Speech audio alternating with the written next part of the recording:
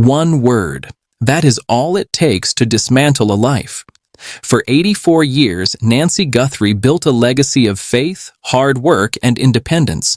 But on the evening of January 31st, 26, that legacy collided with a single, devastating syllable. Nancy Guthrie said no. Annie Guthrie asked her mother for a loan, and the refusal that followed didn't just end a conversation, it started a countdown. 2 weeks later, Nancy Guthrie was gone.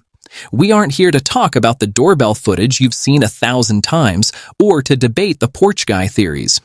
Today, we are following the evidence that the mainstream media is too afraid to touch.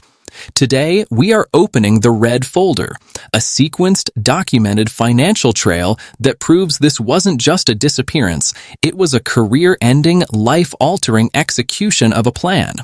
As you watch this, remember the number 14. For 14 hours and 13 minutes, Nancy Guthrie was missing, and the people who lived 4 miles away, Annie Guthrie and Tommaso Cioni, the people who knew Nancy Guthrie was deaf, medicated, and defenseless, did absolutely nothing. The most powerful piece of evidence in this case isn't a body, it's a motive. To understand the violence of February 1st, we must look at the deceptive calm of May 25. While the world saw Nancy Guthrie as a grandmother attending church in the Catalina foothills, a silent legal exchange was happening in the shadows.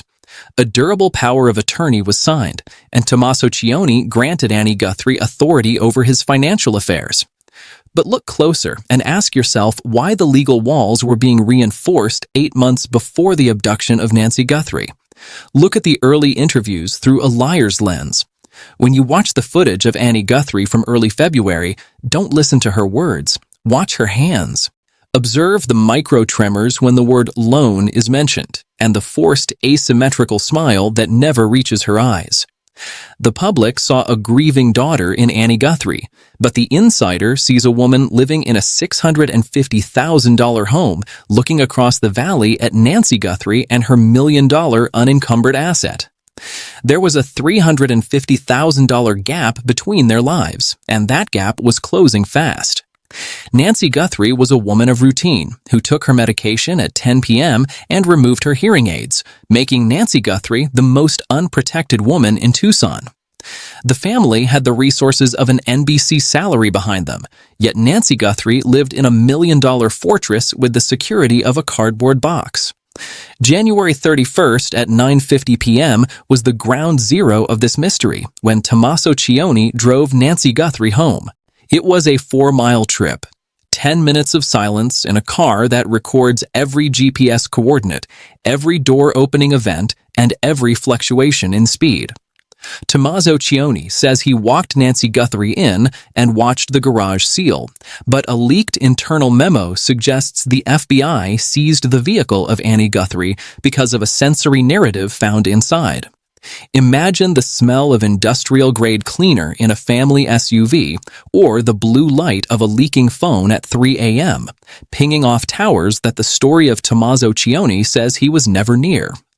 The blood on the porch was a distraction. While investigators stared at the front door, the real breach was happening in the back, with a flower pot propping open a door.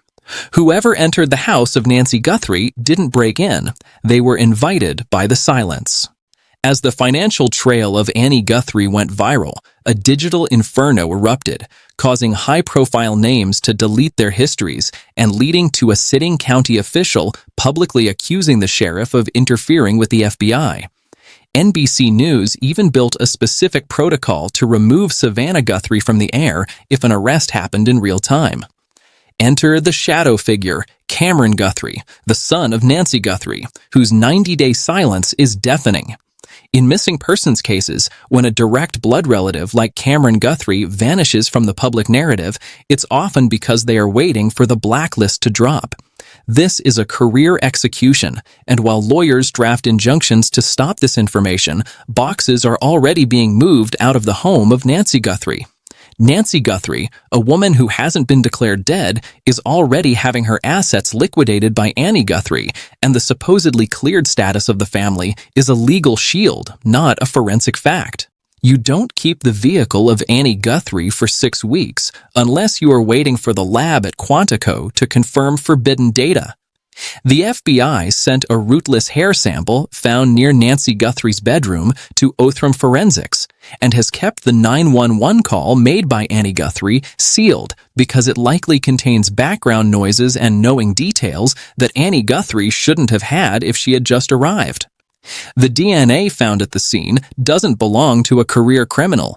It belongs to someone with a clean history, someone who attended that final dinner and sat across from Nancy Guthrie when she said no to the loan request. The financial pressure on Annie Guthrie and Tommaso Cioni was reaching a breaking point. Public records indicate that property values in the area were shifting, and the million-dollar asset owned by Nancy Guthrie represented the only exit strategy for a family drowning in undisclosed debt. The loan refusal by Nancy Guthrie wasn't just a mother saying no to a daughter. It was the closing of a door on the financial survival of Annie Guthrie. When Annie Guthrie called 911 at 12:03 p.m., 7 minutes had already passed since her arrival at the home of Nancy Guthrie. What happened in those 7 minutes? Was Annie Guthrie searching for the red folder? Was Annie Guthrie ensuring that the 14-hour operational window had been executed perfectly? The silence of Tommaso Cioni and the carefully choreographed media appearances of Savannah Guthrie all point to a unified front designed to protect the brand, even if it means sacrificing the truth about Nancy Guthrie. The nuclear revelation is that investigators are no longer looking for a kidnapper. They are building a financial murder case. They are looking at the power of attorney signed months in advance as premeditation. They are looking at the loan request as the trigger. And they are looking at the 14-hour silence as the execution. The digital inferno is spreading because the public can see what the authorities are trying to hide. That the million-dollar motive is the only thing that explains the total lack of security and the total silence following the disappearance of Nancy Guthrie.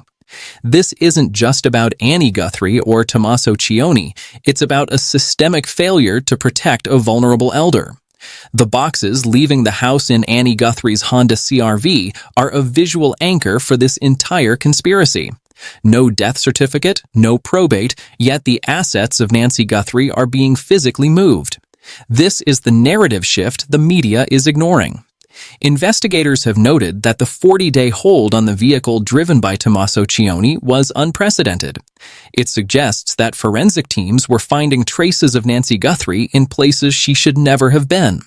The telemetric data from the car shows a discrepancy in the timeline provided by Tommaso Cioni. If he drove her straight home, why does the data show the vehicle idling in a remote area for 18 minutes? Why did Annie Guthrie not mention the open door or the missing medication during the first 3 minutes of her 911 call? These are the questions that lead to a criminal indictment. Is Annie Guthrie a victim of an unthinkable tragedy, or is Annie Guthrie the architect of a cover-up? Is Tommaso Cioni a helpful son-in-law, or is Tommaso Cioni the last person to see Nancy Guthrie alive for a reason? Type victim or architect in the comments below. Share this video before the injunctions take it down. Nancy Guthrie is still out there, and her heartbeat is the only thing the architects can't silence. Subscribe now to stay protected from the Guthrie cover-up, because when the trial date is set, the world will finally hear the truth that Nancy Guthrie tried to tell us with her final fatal no.